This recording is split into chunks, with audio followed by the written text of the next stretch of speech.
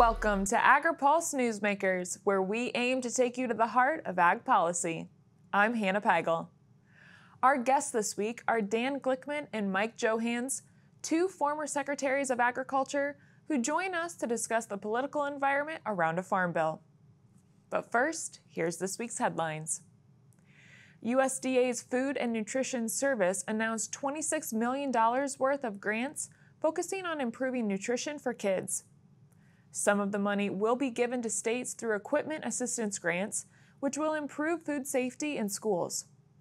There are other grants that will help establish partnerships between school districts and producers.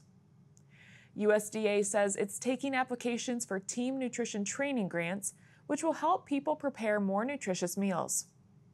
Meanwhile, the department also announced $300 million worth of trade promotion grants for commodity groups through the new Regional Agricultural Promotion Program.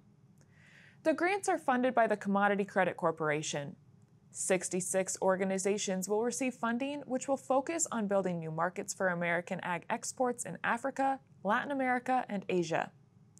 Ag Secretary Tom Vilsack says 60% of American ag exports currently go to China, Mexico, Canada, and the European Union. And finally, the House Ag Committee voted on the Farm Bill. This week, we spoke to two former lawmakers and Secretaries of Agriculture. Dan Glickman and Mike Johanns have both seen their fair share of Farm Bill negotiations in the past. Dan Glickman served as the Secretary of Agriculture during the Clinton administration. When looking at a farm bill, Secretary Glickman says the political environment has changed drastically since he has been in office, which is adding to the delay in a bipartisan bill. This is different than the days that I served in the Congress many eons ago, where we could work most of these things out. And, you know, I'm sympathetic to the substance of Senator Stabinov's committee, but I know that Congressman Thompson has been working very hard to try to reach agreement, and they can do it. The question is, will they do it? I don't know. I hope so. So when you were Secretary, there were a lot of perspectives on whether or not the administration should weigh in with suggestions to Congress on the Farm Bill. Tell us how you approached Farm Bill development as a Secretary. Well, first of all, since I'd been a congressman for many years before that and had been on the agriculture committees, I knew a lot of the programs fairly well, so that I could work, me and my team at USDA could work with the Congress. Congress was a lot less partisan back then, though. The atmosphere was less toxic. We could actually work together on most of these issues. And there were not the deep ideological divisions that you see right now. A lot of these divisions are beyond agriculture. They affect a lot of different areas. But we would work with the Congress, but largely the Congress is pretty independent when it comes to writing a farm bill. And they didn't really like too much interference by the Secretary of Agriculture. But I would use it where I could, because they knew me and I had served on those committees before. So the Secretary does have to weigh in on these decisions, because after all, the Secretary and the Department administers the programs once they're done, so they got to make sure that these are realistic programs. So do you see the fact that this is an election year as an incentive to get a farm bill done, or as a potential roadblock? You know, I'm not sure, because over the last couple of decades we've had agriculture programs and farm bills during election years, and it hasn't seemed to have mattered. You know, they just don't seem to be able to get things done, dots of the I's and crosses of the T's, working out both the commodity programs and the nutrition programs. This year it seems that the nutrition programs are more of the conflict between the House and the Senate, between Republicans and Democrats, although conservation programs are a bit in that regard as well. They can work this out. I would have to tell you, this is not an impossibility. I can see a compromise develop myself, but the question is, do they want to work this out? So what are some of the biggest lessons you learned as Secretary about influencing the development of the Farm Bill? Well, first thing is that not to be overreaching and being in their hair too much. And we would obviously be giving them suggestions about the implications of programs, both farm programs, commodity programs, conservation, and nutrition programs. And then we would be at the table as they would be talking. But largely agriculture policy and farm bill policy are written by the Congress. It's probably the most congressionally oriented of all the legislative things that Congress does every year. So I would be very careful not to intervene. And I think, to his credit, Secretary Vilsack has been very good at this as well. He has not wanted to interfere unnecessarily with the process. We'll be right back with more from Secretary Glickman right after this. Regenerative poultry production is a process by which nature can actually recapture and restore the energy that is being taken out of a space. Farm Credit helped Rahi build his dream of regenerative poultry farming and encouraging fellow immigrants to find community in agriculture. Nothing beats a farm. I'm just pursuing happiness. Learn more at farmcredit.com/beginning. Spring floods, fall floods, there's extreme fires, extreme drought. Our farm is more resilient through the use of cover crops. We have better drought stress tolerance. When it all boils down to it, these USDA climate programs are good for Main Street America. All that increase, it's going back into the economy. If you're smart farming, you're also climate smart farming. Welcome back. Farm bills seem to be a reflection of the challenges that have occurred in past years instead of the challenges that could be coming. When looking at the needs across rural America, Secretary Glickman says there are a few issues policymakers should be thinking about as they craft the next farm bill. There are several issues that we didn't have to deal with before. Climate, water, drought, soil health, those things are really important that we didn't have to deal with 20 and 30 and 40 years ago. We had some conservation programs, but the impact of climate and agriculture together is a really big thing. I mean, agriculture is one of the biggest contributors to methane emissions, carbon emissions, so it's got a big role. Second thing is diet. You know, our diets are changing. Are our farm programs producing the kind of crops and food that consumers need in a changing world?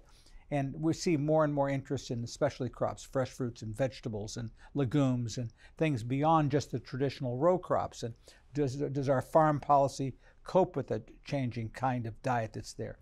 And then we have the issues of rural development and entrepreneurship in small towns and smaller farmers. You know, our farm programs have largely been geared to help farmers cope with scale, so they get bigger and bigger, and there's nothing wrong with that, but there are an awful lot of farmers who cannot make it in this world and need alternative sources of income.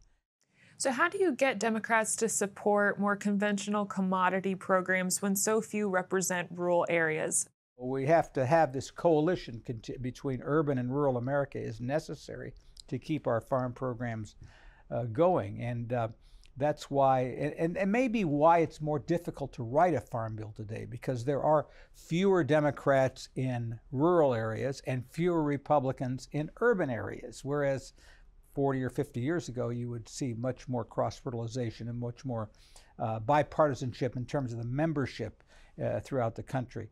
But on the other hand, you know, we got to do our best to keep agriculture strong, to keep our rural America strong, and to help feed hungry Americans as well. So the mission is still the same. It's just getting there is so much different and difficult than it used to be. So for decades, it's taken an urban-rural coalition to pass farm bills. Given the political polarization now, is that coalition a thing of the past? I don't think it's a thing of the past, but I think it's changing. First of all, agriculture is changing. You know, I mean, our diets are changing. The conservation and climate issues are changing. Rural America is changing. So we can't just have the programs of the Depression anymore. We need to make sure we modernize our programs and deal with rural America and agriculture as we think it should be over the next 40 or 50 years. And that means a lot of change sometimes. Change is sometimes difficult for people who need the programs and don't want to see a lot of changes there. But we still need this rural-urban coalition. There's no way to pass a farm bill with farm programs unless you get urban support as well. There's just no way to get it done. So President Biden announced the U.S. is placing tariffs on China's electric vehicles, batteries, steel, and aluminum. Do you think this could cause the Chinese government to place retaliatory tariffs on the U.S. ag sector? It could, but I think the more likely result is the Chinese will buy elsewhere. And they have other markets. China can go to Brazil, China can go to Argentina and other South American countries, and Europe as well. Brazil has become a big competitor of the United States. The irony is Brazilian agriculture has seen more and more highly erodible and fragile land go into agriculture to produce enough of these crops to feed the Chinese. And in fact, we may be kind of kicking ourselves in the foot by doing this at a time when it's encouraging more environmental degradation because of our tariff policies. It's like kind of you can link the tariff policies to Chinese going elsewhere to buying crops, to going to Brazil increasing production in highly erodible areas, and the impact may be terrible for the environment as well. So Chinese make it tough for us, but we have to remember that when we put these big tariffs on, probably the biggest part of America that's going to get hurt economically is agriculture. Because even though the tariffs aren't directly on agricultural products, the impact will be for the Chinese to buy them elsewhere and not in America. China is the largest market for U.S. agriculture products by far. So if they start going elsewhere in big numbers, who's going to get hurt? Our farmers are going to get hurt. And I guess my last point is our environment may get hurt in the process. So wrapping up our conversation, if you could sit down with the lawmakers on Capitol Hill with the Farm Bill or any other hot topic that you want to discuss, what would you tell them? Well, I would first tell them, let's get a Farm Bill done. The differences are not irreconcilable. They're serious, but you don't have to be a rocket scientist to solve these problems. We need to take care of our farmers. We also need to take care of hungry people, and we can't do both. And if they don't get it done and we get another extension, the long-term consequences of our Farm Bill policy is really going to get hurt, especially with the debt ceiling and all of the fiscal issues we have in this country, where our farm economy could suffer because of drastically reduced payments to farmers as a result of what would happen if we had sequestration. So my big thing is get it together, sit down, try to work it out. Secretary Glickman, thank you so much for joining us today. You're welcome. Thanks. We'll be right back with a conversation with former Ag Secretary Mike Johanns. But first, our Andrew Hunneke shows us where the top agriculture congressional districts are located in this week's Map It Out. Agri-Pulse analysis of the most recent Census of Agriculture data shows Republicans control more than 80 of the top 100 ag districts across the country. This map shows each of the top 100 ag districts. Red districts are represented by Republicans, blue districts are represented by Democrats, and striped districts are represented by a House Ag Committee member. There are also a couple of vacant districts. 81 of the top 100 districts for ag production are represented by Republicans. One of the two vacant districts was recently won by a Republican, and the remaining 17 are represented by Democrats. Republican Congressman Adrian Smith's district accounted for nearly $23 billion in sales, which led all districts. The most profitable district for Democrats is controlled by California Representative Zoe Lofgren, and it comes in at number 22. Noah Wicks takes a closer look at the data on our website, agripulse.com. For Agri-Pulse, I'm Andrew Hunneke. Farmers are always there for each other. We shed tears together, we celebrate together, but we also grow together. Farm Bureau is the largest general farm organization in the country. We have the farmers' back. If you're a farmer and you're not a member, we would welcome you into our Farm Bureau family. And if you want to know more about agriculture, come be part of this great family. Register now for the 2024 Agri-Pulse Food and Ag Issue Summit in California. The event will offer participants a full day of presentations and panel discussions. You can hear from members of the California Legislature, food and agriculture leaders, along with industry experts and academics. This summit takes place on June 4th in Sacramento and through our virtual experience. See the latest information and register today under the Events tab at agripulse.com. Mike Johanns served as the Secretary of Agriculture during the Bush administration. He also served as the governor of Nebraska and was a U.S. Senator. When it comes to the Farm Bill, Secretary Johanns says there are two main issues facing the most recent Farm Bill. On the Senate side, Democrats cannot live with invading the money that was set aside for conservation that was tied to climate.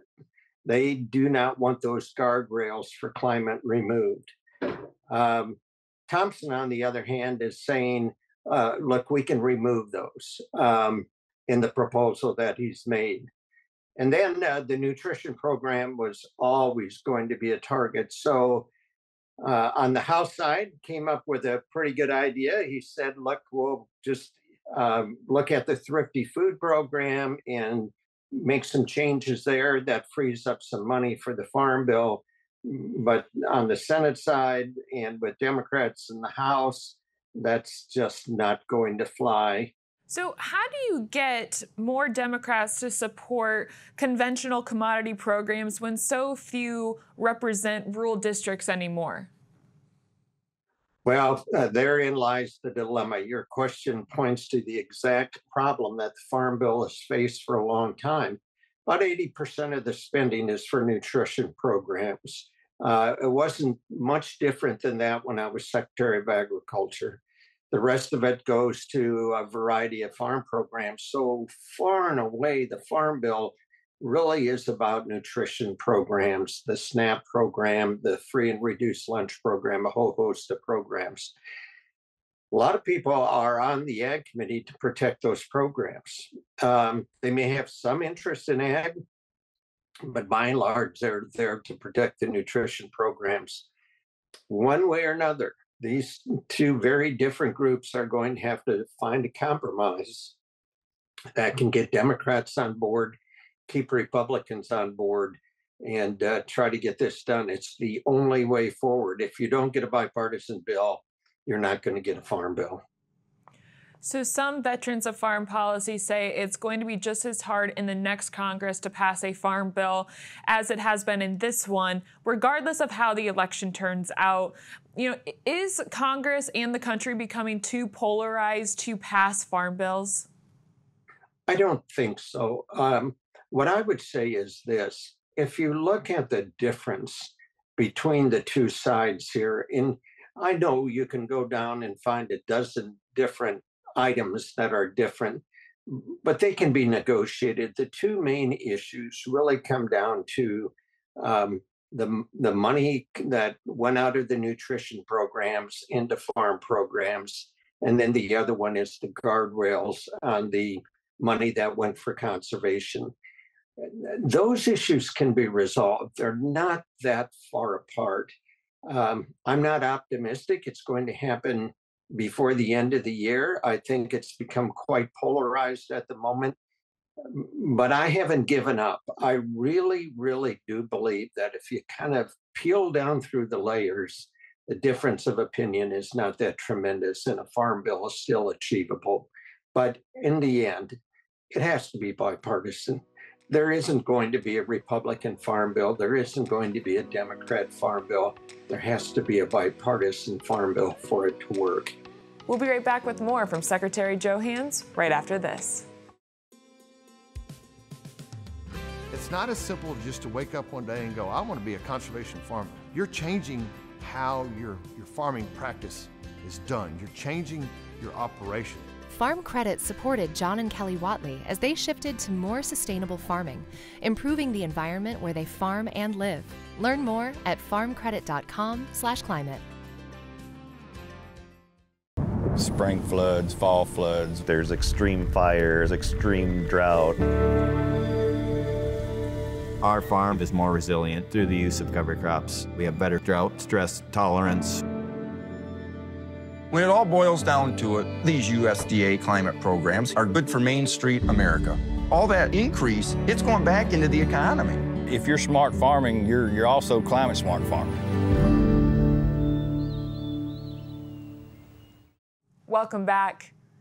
During his time as secretary, there were a lot of perspectives on whether or not the administration should weigh in with suggestions to Congress on a farm bill. However, Secretary Johanns says he decided to do things differently during his time in office. the president was very, very interested in weighing in on foreign policy. So we did listening sessions in all 50 states. I did listening sessions in 21 states before we even put a word out about the Farm Bill. So when we put our proposal out, which was full legislative language, we were able to go to Capitol Hill and make a case, a very strong case, that we had been out there, we had listened, we had talked about proposals, we'd gotten ideas. Anybody could show up at these listening sessions. And I think it just gave us a little extra boost, if you will, on the administration side in terms of getting a farm bill done. So farm bills seem to be a reflection of the challenges that have occurred in past years instead of what could be coming next. When looking at the needs across rural America, what should policymakers be thinking about looking on the horizon? Well, you know, I look out there and now serve on a number of boards. John Deere would be a good example. And I just see agriculture changing just like it did in the 1950s and 1960s when I grew up on a farm. Technology has changed agriculture over and over again through the years. So I think anything you can do to invest in research, anything you can do to invest in precision agriculture, because that is the way of the future. I do agree with Secretary Vilsack. He talks a lot about smaller farming operations and what do we do to protect them. There's a place in the Farm Bill for that. I also am a big believer in conservation because it does the right thing for the land and for our future. And wrapping up our conversation here, you know, for decades it's taken an urban-rural coalition to pass farm bills. You know, given the political polarization now, is that coalition a thing of the past? I do not believe it is. I think it's getting tougher. It was getting tougher when I was in the Senate, when I was Secretary of Agriculture.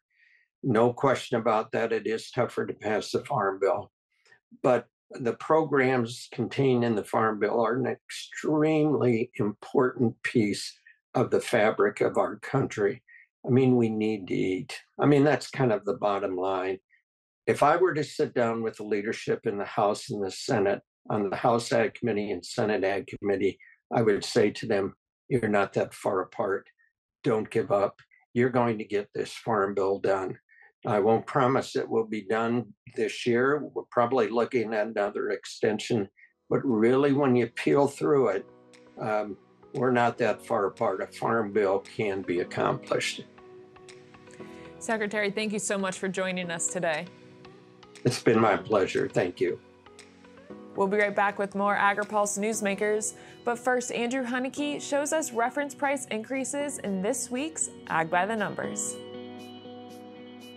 House Ag Committee Republicans want to spend more than $50 billion in the Farm Bill to bolster commodity programs and crop insurance.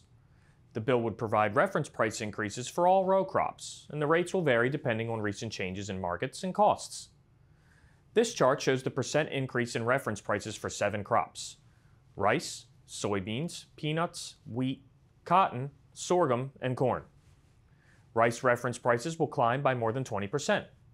The remaining reference price increases would be soybeans by nearly 20%, peanuts by nearly 18%, wheat by more than 15%, cotton by more than 13%, sorghum by more than 11%, and corn by nearly 11%. For Agri-Pulse, I'm Andrew Huneke. Looking closer, seeing further. That's how we do it. At Curious Plot, we're driven to find what's next for agriculture, animal care, and food. We stay curious because that's what it takes to grow understanding. That's how we plot strategies and tell stories that get results time after time. Marketing, communications, and consulting that look closer and see further. Curious Plot. We can't wait to help you tell your story. The Senate and House Ag Committees are busy working on the next Farm Bill, which will cover commodities, specialty crops, livestock, and more. This legislation will impact every farmer, rancher, and rural business for the next 5 years. Make sure you don't miss insights and analytics that only Agri-Pulse and its top-notch team of well-connected experts can provide. Register today for a free trial at agripulse.com and click the subscribe button, or email us at pam@agra-pulse.com. You don't want to miss this Farm Bill coverage. Thanks again for tuning in to another episode of Agri-Pulse Newsmakers. Before we let you go, here's what's on the horizon for the upcoming week. Both the House and Senate are in recess, and USDA will release its monthly agricultural prices report on Friday. From all of us at Agri-Pulse, have a happy Memorial Day weekend. For Agri-Pulse Newsmakers, I'm Hannah Pagel. Take care of yourself. Newsmakers is a production of Agri-Pulse Communications. You can also find our new content on YouTube and wherever you get your podcasts. And don't forget to follow Agri-Pulse and our correspondents on social media to get breaking news and more. For agriculture, trade, food, environment, and regulatory news, your source is agripulse.com.